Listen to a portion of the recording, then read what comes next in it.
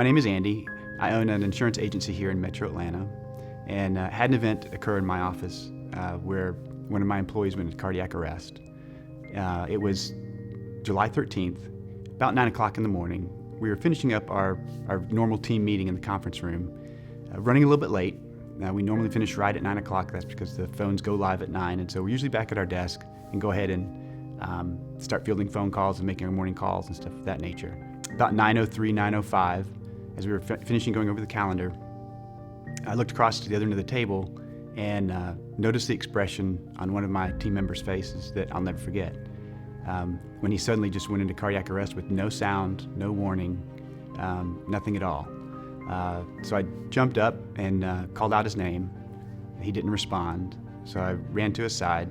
He was still sitting upright in his chair, so I leaned him back in the chair to where I could feel for pulse on his neck, and there was none. I had already told one of the team members to call 911, and once they had 911 online, they were telling 911 we had a man in distress. And so when I noticed that his breathing had stopped as well and there was no pulse, I picked him up out of the chair, laid him on the ground, and immediately went into full chest compressions for CPR.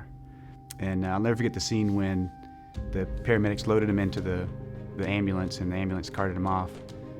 They came back in, and for them it was a moment of celebration where they were high-fiving each other, fist-bumping each other, and saying, great job, attaboy, just really congratulating each other. At that point, that's when they turned to me and said, congratulations, you just saved that man's life.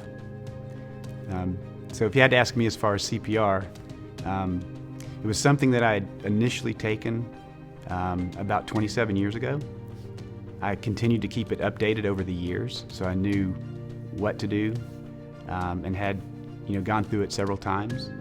Never realized that in all the places that I took it for, whether it was operating as part of a board member at a sports complex to being a lifeguard when I first took it, never ever thought that it would be in my own office that I would have need of that skill. It was something that I'll always be grateful for, and the gentleman who I saved his life will always be grateful for as well.